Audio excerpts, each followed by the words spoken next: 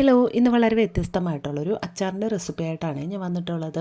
അപ്പോൾ കോവയ്ക്ക കൊണ്ടുള്ള ഒരു അച്ചാറാണ് ഉണ്ടാക്കുന്നത്. ആദ്യമായിട്ടാണ് ട്രൈ ചെയ്ത് നോക്കുന്നതും കഴിക്കുന്നതും. അപ്പം നല്ല ടേസ്റ്റ് ഉണ്ടായിരുന്നു. നിങ്ങളും ഇതുപോലെ ഒന്ന് ട്രൈ ചെയ്ത് നോക്കുക.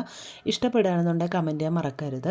അപ്പോൾ എങ്ങനെയാണ് ഉണ്ടാക്കുന്നത് നോക്കാം. അപ്പോൾ അതിന് വേണ്ടിയിട്ട് നല്ല വിളഞ്ഞ കോവയ്ക്ക നോക്കി കഴുകി വൃത്തിയാക്കിയിട്ട് ഇതുപോലെ നാലായിട്ട് കട്ട് ചെയ്തെടുക്കാം.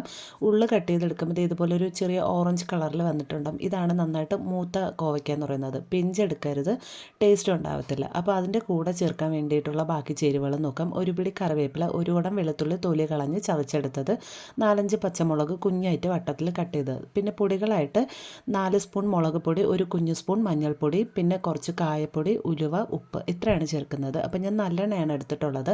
അച്ചാറിന് എപ്പോഴും മണവും രുചിയും കൊടുക്കുന്ന നല്ലെണ്ണയാണ്. ഒരു പാത്രം അടുപ്പത്തോട്ട് വെച്ച് അതൊന്ന് ചൂടായതിലേക്ക് കുറച്ചധികം നല്ലെണ്ണ ഒഴിച്ചു കൊടുക്കാം. പ്രത്യേകിച്ച് അളവൊന്നുമില്ല. ഇനി നമുക്കതിലേക്ക് ഈ കോവയ്ക്ക ഇട്ടൊന്ന് വഴറ്റിയെടുക്കണം. അപ്പോൾ അതിൻ്റെ തൊലിയൊക്കെ ചുളുങ്ങി ഒന്ന് ഈ ഒരു പരുവാകുന്നത് വരെ നമുക്കതിനൊന്ന് വഴറ്റിയെടുക്കാം. ഒരുപാട് മൂത്ത് പോകണ്ട.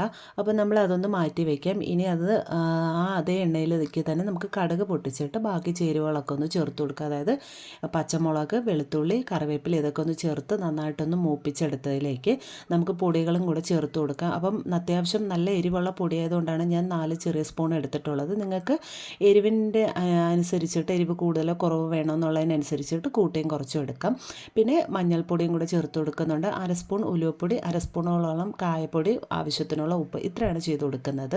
ഇത്രയും ചേർത്തിട്ട് നമുക്ക് അതിൻ്റെ കൂടെ കോവയ്ക്കയും ചേർത്ത് നന്നായിട്ടൊന്ന് വഴറ്റിയെടുക്കാം, എല്ലാം കൂടെ യോജിപ്പിച്ചിട്ട്. ഇനി അവസാനം തീ ഒന്ന് കുറച്ച് വെച്ചിട്ട് നമ്മൾ 1 ഗ്ലാസോളം വിനീഗർ ചേർത്ത് കൊടുക്കുന്നുണ്ട്. അപ്പോൾ ഈ അച്ചാറിന് പ്രത്യേകിച്ച് പുളിപ്പൊന്നും ഇല്ലാത്തത് കൊണ്ട് തന്നെ 1 ഗ്ലാസ് മതിയാകും. നമുക്ക് കൂടുതൽ പുളിപ്പ് വേണമെന്നുണ്ടെങ്കിൽ ചേർത്ത് കൊടുക്കും. അപ്പോൾ ഇതെല്ലാവരും ഒന്ന് ട്രൈ ചെയ്ത് നോക്കിയിട്ട് കമൻറ്റ് ചെയ്യാൻ മറക്കരുത്.